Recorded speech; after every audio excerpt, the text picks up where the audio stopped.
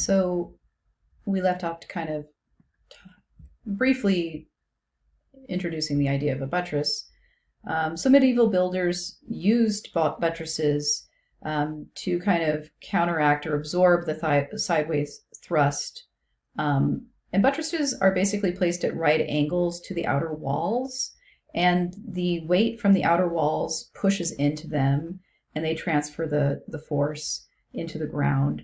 In the most developed Gothic cathedrals, the outward force of the arched vault or the pointed vault is carried into large buttresses by stone half arches called flying buttresses. So there are just buttresses, and then there's flying buttresses, and they are used to basically carry the weight on those walls to relieve the weight and keep those walls from peeling apart, basically.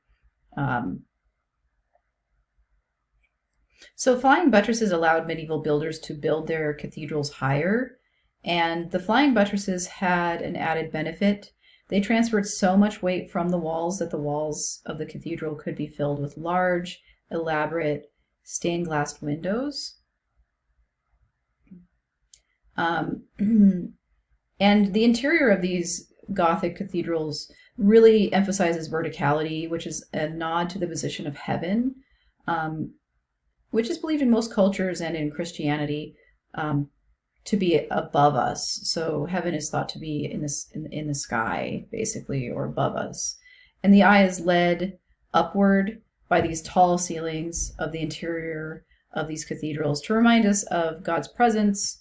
And after the Gothic period created the pointed arch, there were no structural techniques developed in the Western architectural vocabulary until the 19th century.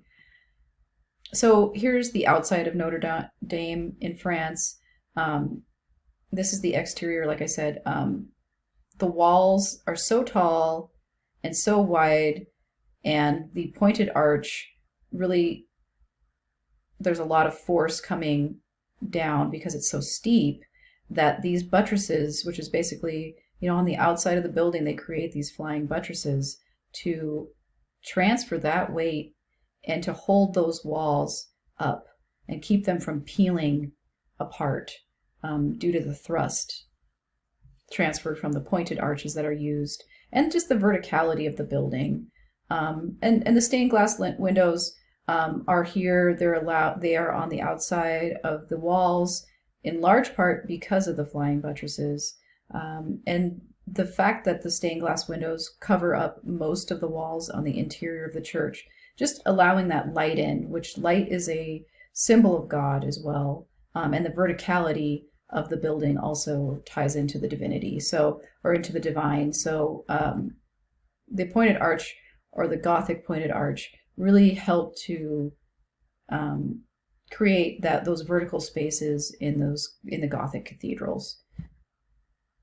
And here we can see kind of a plan of a flying buttress. You can see the force of the pointed arch here coming down and being transferred into these half arches or flying buttresses, and then they help that get transferred down into the ground, and they allow for these tall buildings with lots of stained glass windows, which, like I said, are design features that really highlight God's presence.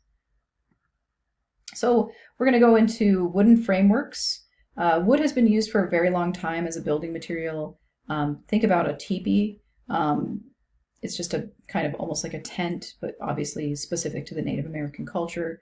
It's basically a branch or a trunk of a tree put together with others, and then basically animal hide is wrapped around it.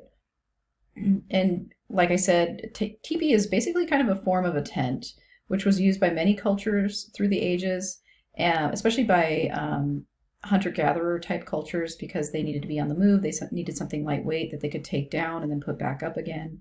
And wooden structures are not as permanent as stone, so we don't have many examples of history of wooden architecture. Wood has been used for centuries to build trusses, and a truss is basically a triangular framework used to create a span or a support. And with the introduction of mass-produced nails and mechanical saws in the 19th century, that really led to a lot of advances in wood construction. And so wood construction actually started to become more popular after nails and saws became mechanical, and once nails were mass-produced. So we can take a look at some of these examples. Here's the truss. It's a triangular shape that creates a span. And then we'll talk about the balloon frame.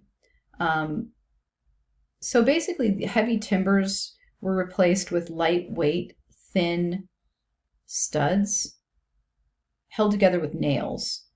And this construction technique saves time and wood consumption. The studs bear the weight of the building. The walls can be made of a light materials, which is also cheaper, sheetrock. The method led to the rapid settlement of the North American Western frontier. The balloon frame and the truss really is how most modern houses are built. And I bet you the house that you're in now, that you live in now, was built with this technique. And this technique really did lead to the rapid settlement of the North Americas, especially the Western frontier. And yeah, that about concludes this this lecture. We will carry on with the modern materials and methods in the next video.